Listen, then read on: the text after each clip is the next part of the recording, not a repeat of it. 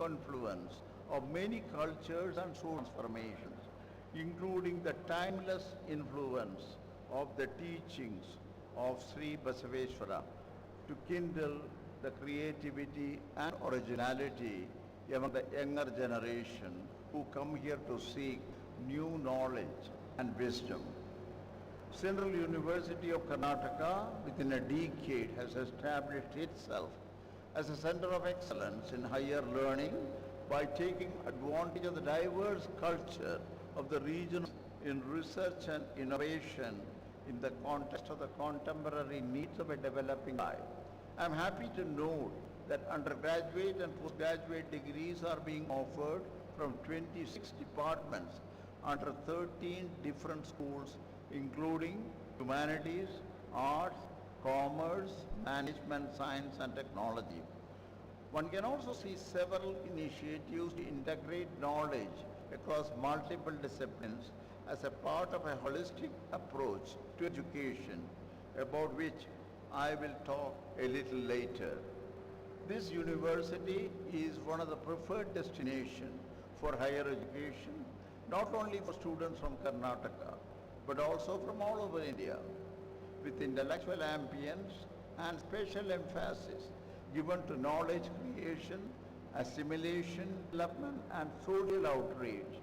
The Central University of Karnataka is molding a generation of students for global competencies and skilled human resource to meet the challenges for the changing scientific, managerial and social needs of the country. I am delighted to note that this university is being guided by none other than one of the most eminent educationists of this country, Professor N.R. Shetty. I know Professor Shetty for the last several years through our productive academic interactions on several fronts, be it improving the quality of education through reviewing curriculum, pedagogy and so on, looking into the governance structure of educational institutions, induction of new areas of science and technology, and many such related aspects. Professor Shetty's all-rounded insights into matters of education, including importantly the research component, is a rare ability which very effectively into the varied responsibilities in the context of the higher education. You are all very fortunate to have an erudite intellectual to lead the destiny of this university. This university's excellence in performance owes much to the academic standing of its teaching professionals who combine the best of teaching methods with research under the visionary leadership and guidance of Professor Bhattu Satyanarayana. I take this opportunity to wish the faculty and other members of the academic community of this university the best of productivity and outcomes in their intellectual pursuits. My dear students, today marks an important day in your lives and a significant milestone in your life's journey. Entering into this institution, facing stiff competition, you pursued your academic work with great dedication. The rich ambience and the heritage of this place to which you belong is an enduring source of inspiration. By your hard labor and determination to maintain high standards and awards, it's a moment of pride for you as much as for it is for your teachers, parents and those who had any part in shaping your life so far. I warmly congratulate each one of you who has the proud privilege of graduating today. My best wishes go with you for your success and for achieving what you have been aspiring for and dreaming about. Hope, courage, conviction and determination are qualities that will help you to achieve your future goals. I would like to use this occasion to briefly highlight the importance and the key role that universities play in the progress of any nation. On which nation building rests, they symbolize the academic freedom and fountainhead of inspiration, acting as perennial sources to generate and disseminate new ideas and knowledge. Among the several models of institution providing opportunities for higher learning in the contemporary world, Universities still occupy a central place with time-tested methodologies and value systems.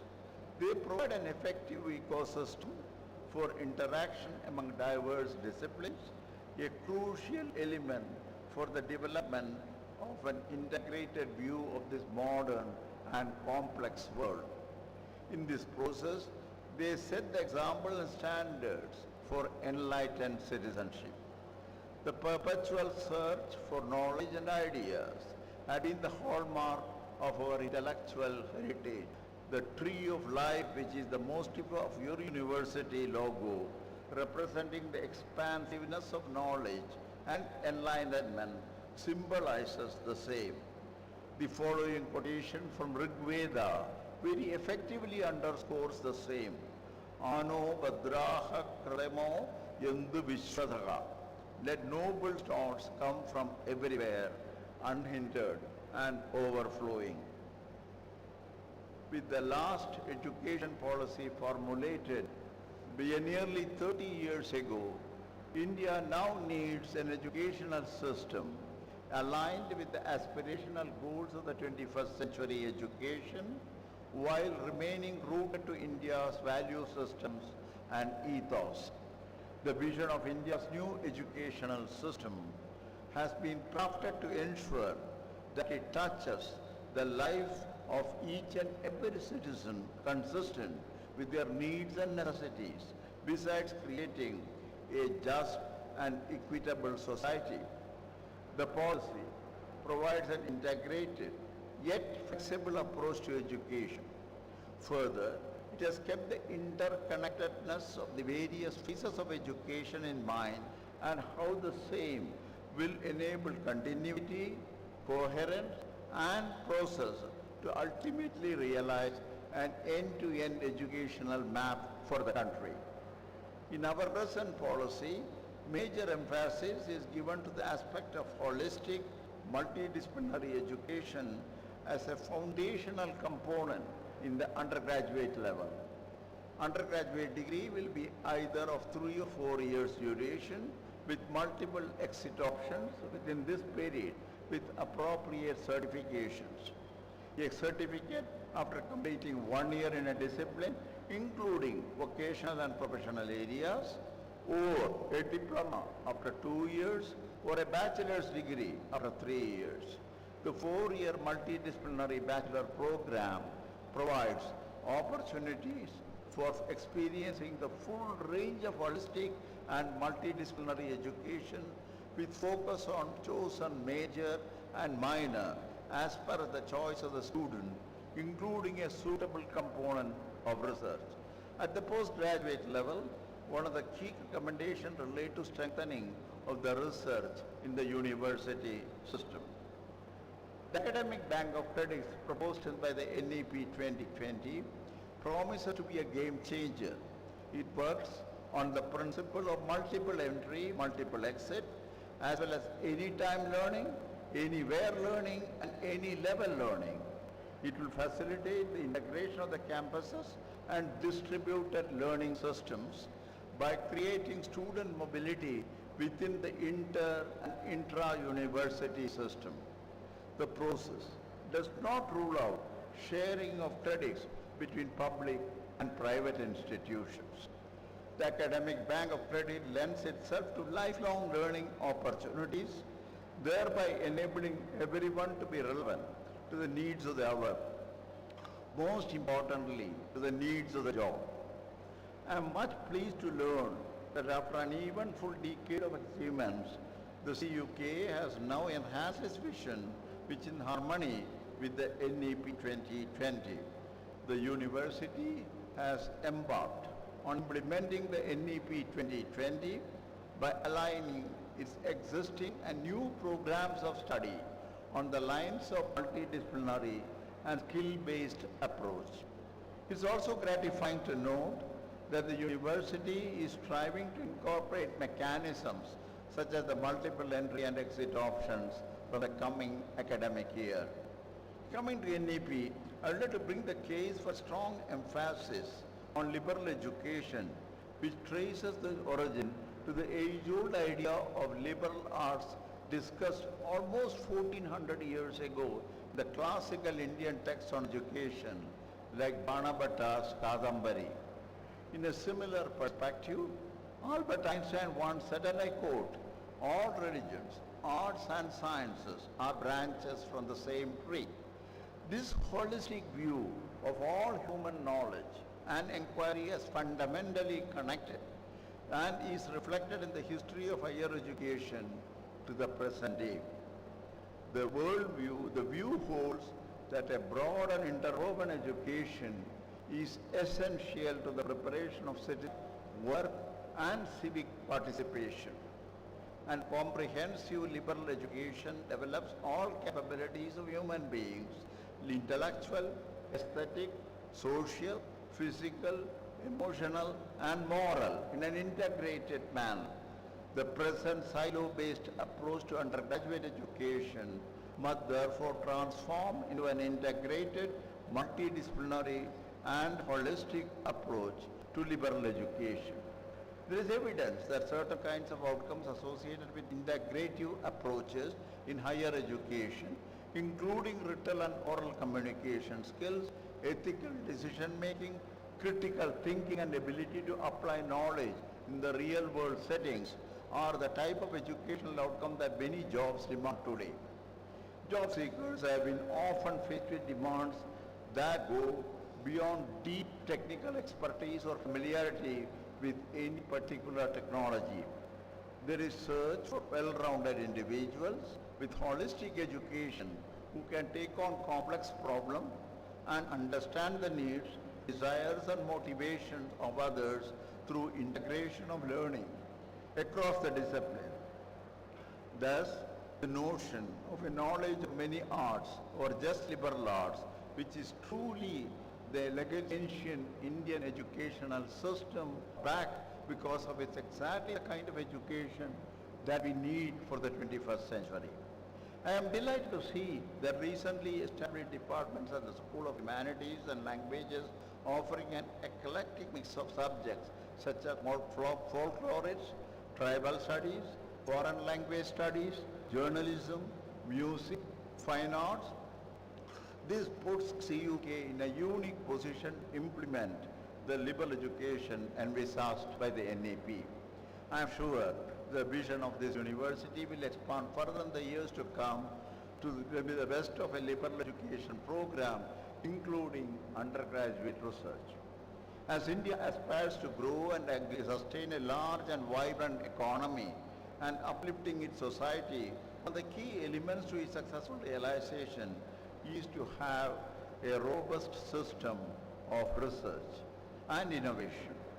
The present inadequacies in this context are very much evident through the low number of researchers in India, which compares very unfavorably with the other top 10 economies in the world, with all its attendant impacts on publications, patent applications, industrial growth involving indigenous technologies, and so on. The policy thus highlights the critical need to better manage research at all levels: pure research, applied research, translational research, and research to address specific needs of industry, social problems, strategic demands, and many such requirements. The management of the research will be provided by the National Research Foundation, whose primary role will be to nurture a vibrant ecosystem through adequate funding, mentoring, and careful monitoring. NRF will support multidisciplinary research in arts and humanities, social sciences, sciences and mathematics, engineering and technology, including educational technology. National research opportunities to universities like yours, which provide education in liberal arts encompassing social sciences, humanities, and other related subjects. The NRF was born out of the felt need to increase the quantum and scope of quality research across all disciplines and to create a much larger workforce of trained researchers within the country, particularly within the university system. This will enable India to become more competitive knowledge economy, an important consideration in the context of the Atmanirbhar vision of our Honorable Prime Minister. Over the past 20 years, it has become quite clear that the usefulness of technology in education is nowhere near the kind of many technology enthusiasts imagine.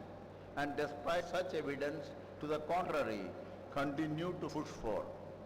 We sense that this is partly because of an inadequate grasp or weighing of the complexity of the human process of learning and education. NEP 2020 is deeply informed by all these realities, and to address each of these together, it makes an explicit commitment to ensuring the effective use of technology, including advanced technologies like artificial intelligence, virtual reality, and so on, in all spheres of education, the teaching-learning process, in education, administration, and planning, and in assessment. It does this with equally explicitly committing to the centrality of the teacher in education and considering technology as an aid to the teacher. It's also cognizant of the persistent digital divide which has come out so sharply with the unfortunate pandemic today.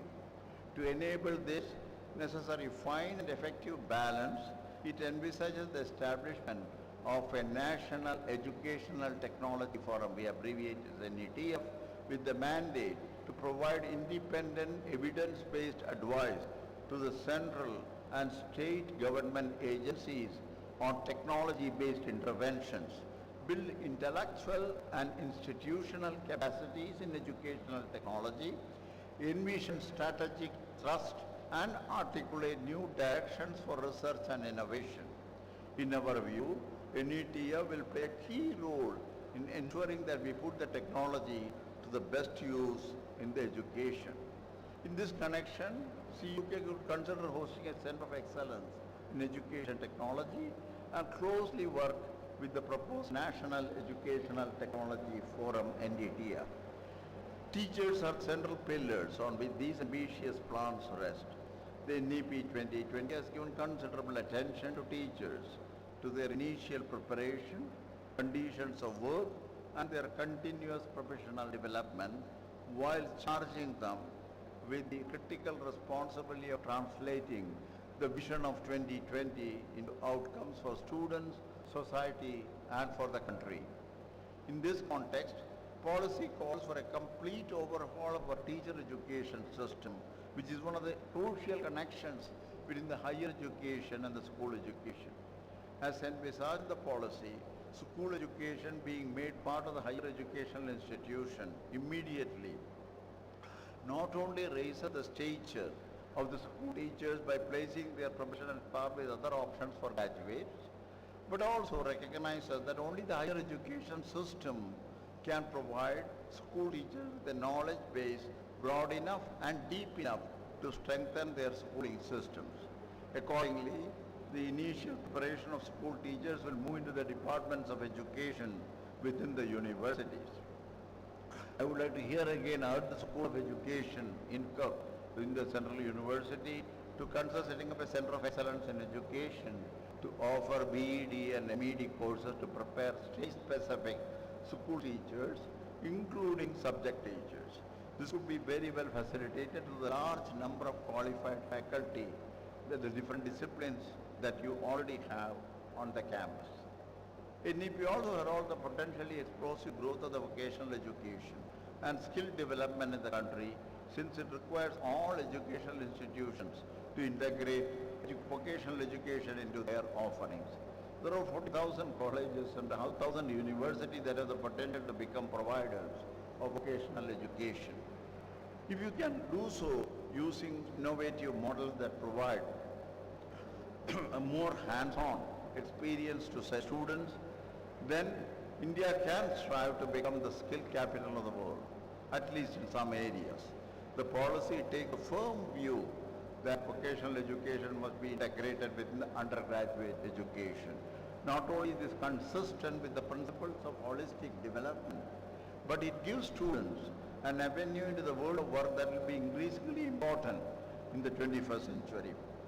This will also contribute towards the attainment of the goal 8 of the Sustainable Development Goals for 2030 that promises full and productive employment and decent work for all. Vocational education will thus become an integral part of the larger vision of the liberal education. The policy has also paid special attention to the promotion of Indian languages, arts and culture. Needless to emphasize, India is a treasure trove of culture developed over thousands of years and manifested in the form of arts and crafts, works of literature, customs, traditions, linguistic expressions, heritage sites and so on.